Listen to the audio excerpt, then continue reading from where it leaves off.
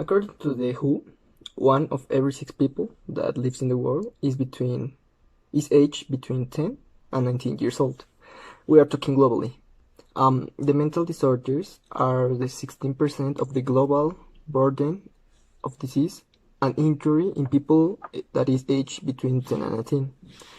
Half of the mental disorders begin at the age of 14 years, but in most cases they are not detected or treated. Depression is one of the leading causes of illness and disability among adolescents worldwide. And finally, the suicide is the leading cause for death for young people between the ages of 15 and 19.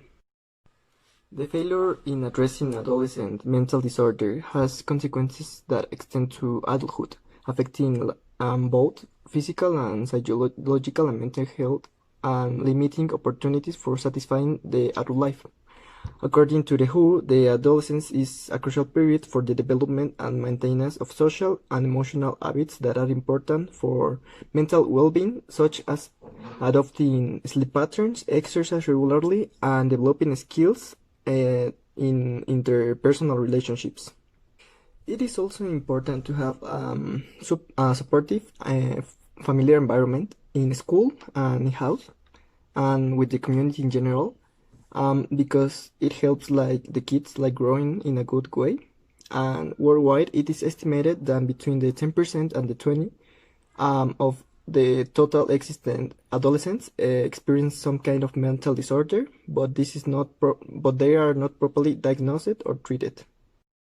The main emotional disturbances like that are the focus of attention for world doctors and psychiatrists and psychologists are the emotional disturbances, like anxiety, depression, or any kind of emotional disorder that affect the child or the teenager, and whose consequences can be till they dead.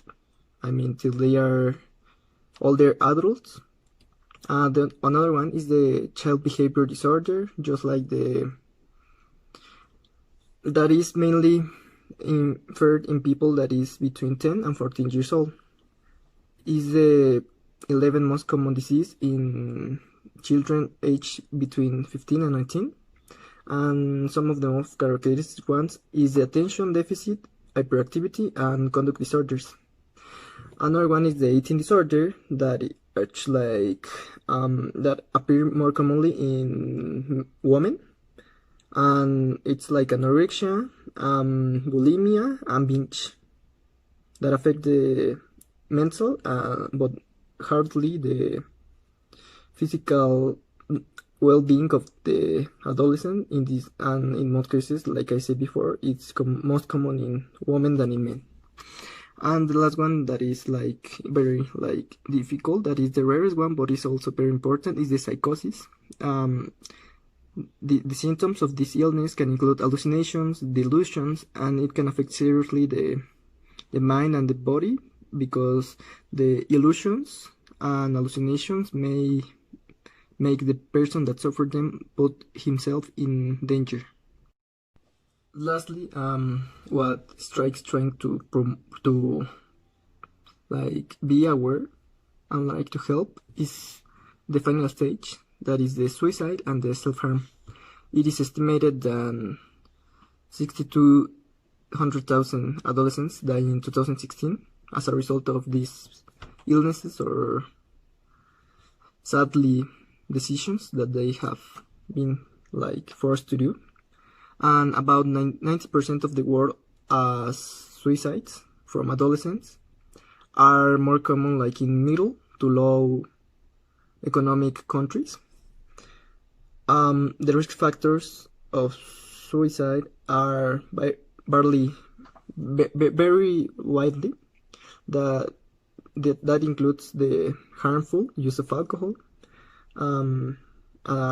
A detonating could be like childhood abuse, stigmatization of seeking help, and the barriers to receiving care is something that we try to open mind in Mexico.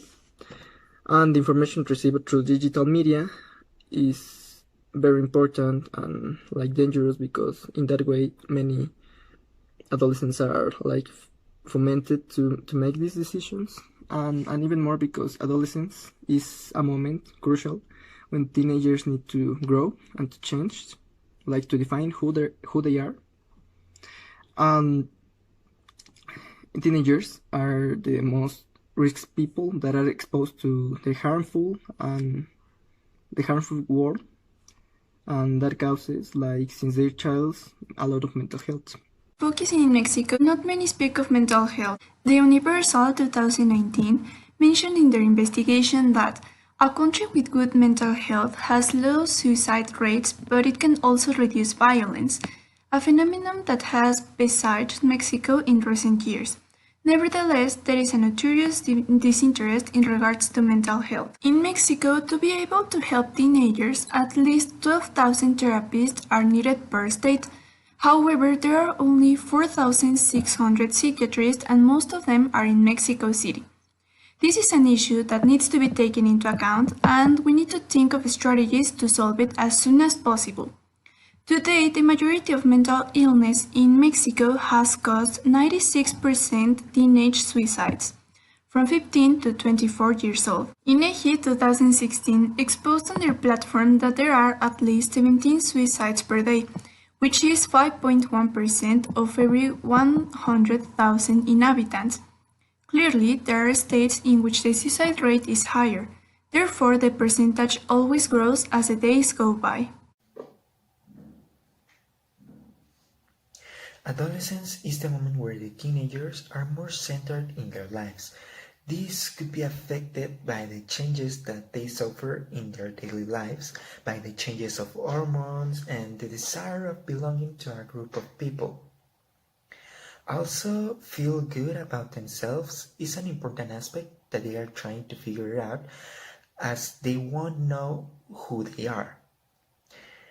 Because of this, this is an important part of their lives because it's where they are most exposed to other things that could affect their health, their mental health, like the opinions of the other, the perfect images that the actors has, and all this stuff.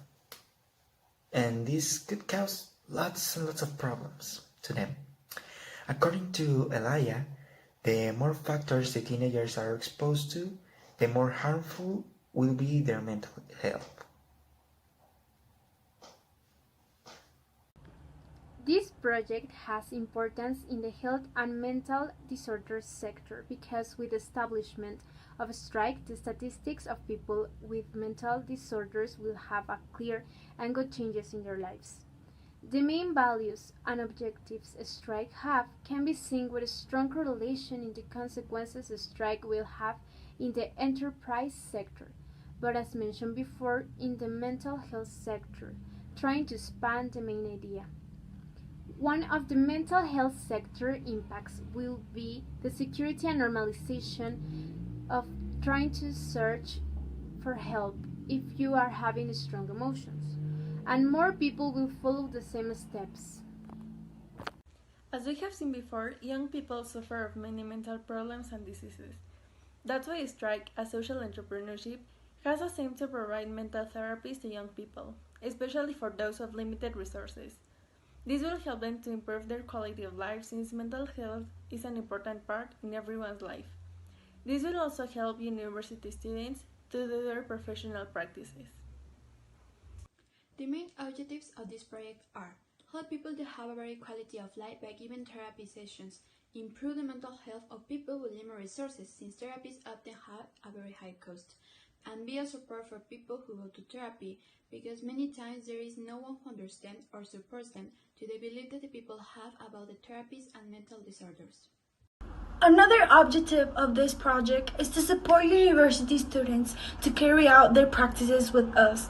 And this is a very good idea because we help them and they learn about it.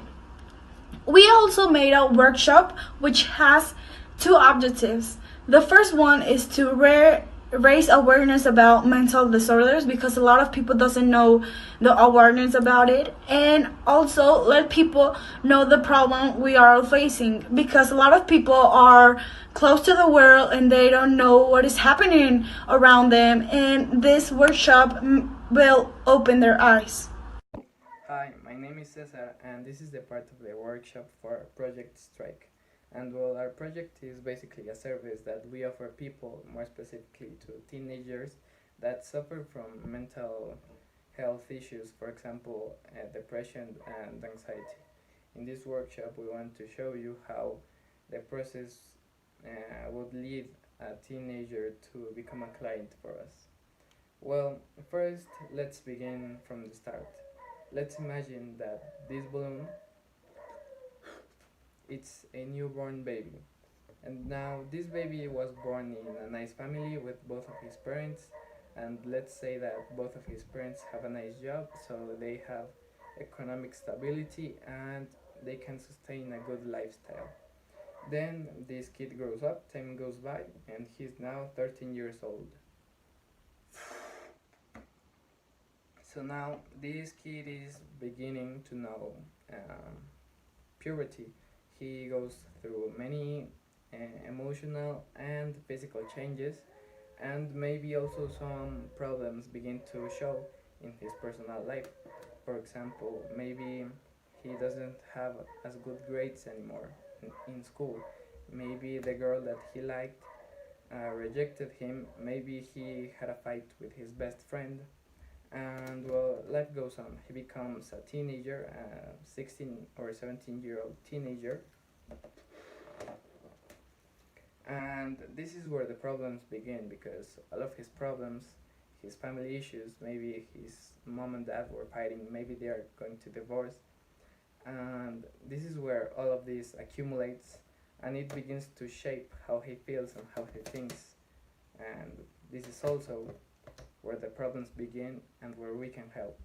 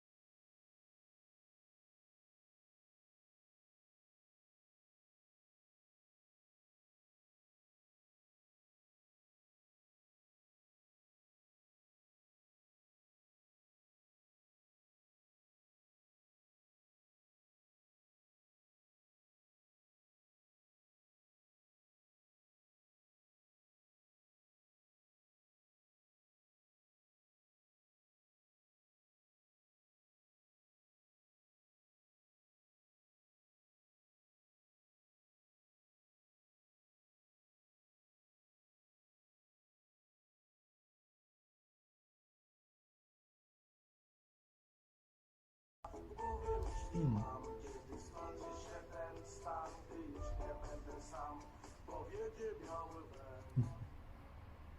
That's awesome.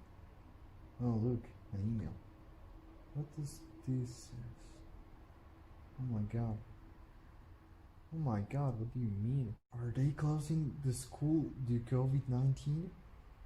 Oh my god, this is more serious than I thought. Academic and technical criteria for online classes? Oh my god, I can't believe this. I need to look. Oh my god, COVID-19. God.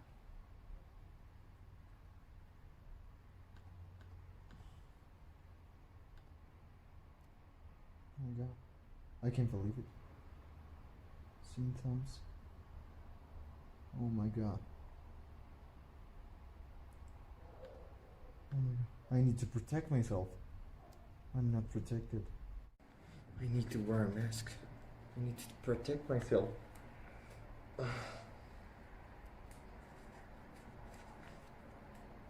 my god. I can't go outside. I can see my family. I can see my friends. I can do anything. Believe it or not, COVID-19 pandemic has brought a lot of mental problems. The social distancing can be a critical factor for these mental problems like depression, stress with online classes and all the activities that we have to do online. This can affect us all and this might affect us all. So why do you will wait until it's too late?